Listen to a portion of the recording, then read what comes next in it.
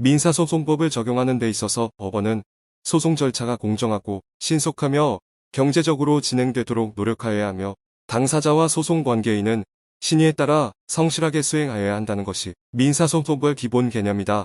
민사소송법 제1조. 들이 보면 민사소송을 제기하지 않습니까? 그래서 민사소송이라는 건 보면 이제 보면 이 법원에서는 어떻게 하는 거니? 일반 당사자한테 그죠? 치우치지는 않고요. 공정, 신속하고 그다음에 경제적으로 그죠? 이게 보면 경제적으로 불필요한 소송이 있을 수 있지 않습니까? 그래서 그런 걸 감안해서 보면 신속해야 하는 거죠. 그래서 당사자들은 보면 이 소송에 따라서 그죠? 성실하게 그죠? 임해야 될 의무가 있을 거고 그다음에 보면 신에 따라서 이제 그죠?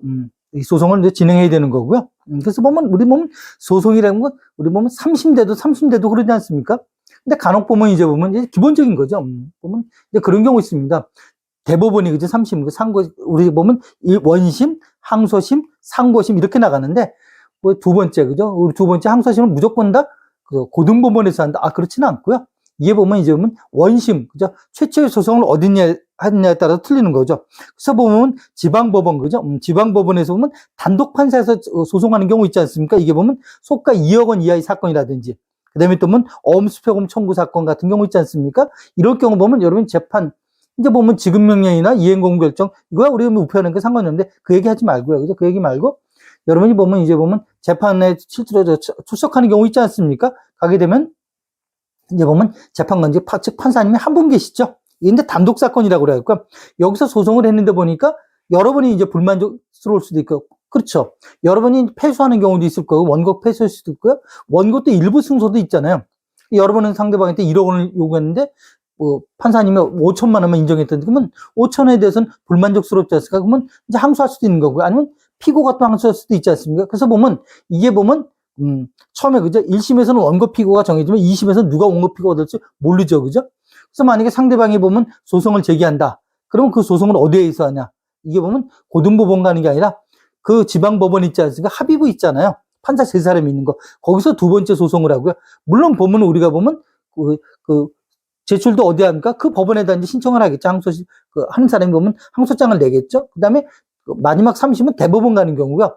그 다음에 또 그런 경우 있죠. 합의심이라서 보면 가보면 여론이 재판 갔는데 판사님 3사람 안 되는 경우 있지 않습니까? 이걸 합의심이라고 하는데 이건 보면 소가 2억 원 이상 사건이라든지 또 소가를 정할 수 없는 사건 이런 건 이제 합의심에서 이제 물론 또 있을 수 있겠지만 기본적으로 이런 건 이제 합의심에서 이제 소송을 하거든요. 그래서 거기 소송을 했는데 마찬가지로 이제 누가 문제예요, 그죠? 불만족스러울지 모르지 않습니까? 항소 기간 있죠. 항소 기간이라는 게 보면 이제 판결이 확정되고 2주 주거든요, 그죠?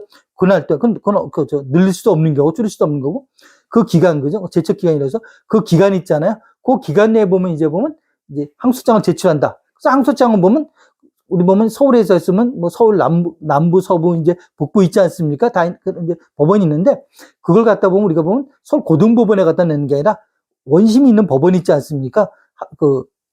서울 남부지방법원, 남부지방 합의부에서 거기서 1심을 했지 않습니까? 거기다가 항소장을, 그죠? 민사신청과에 항소장을 제출하고, 그게 이제 고등법원 가고, 거기서 이제 2심을 하게 되는 거죠.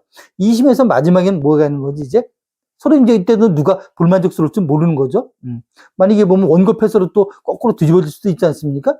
이럴 때는 보면 이게 보면 이제 대법원까지 가죠. 상고심까지 가는 경우죠.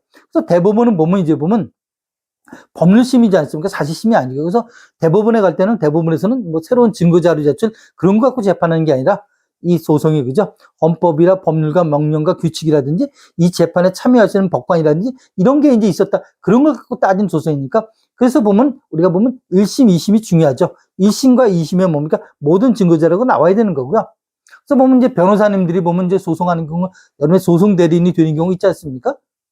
그런 경우 같은 경우는 그분들은 보면 소송의 스킬이 상당히 높으니까 그 증거자료 같은 경우도 보면 하나하나 그죠? 단계 높여가면서 보면 수위를 봐가면서 제출하는데 여러분들 보면 이제 직접 그죠? 당사자가 직접 그죠? 저희들이 변호사 강제주의가 아니지 않습니까? 소송할 때 당사자들이 할 수 있지 않습니까? 요즘 또 많이 하고요.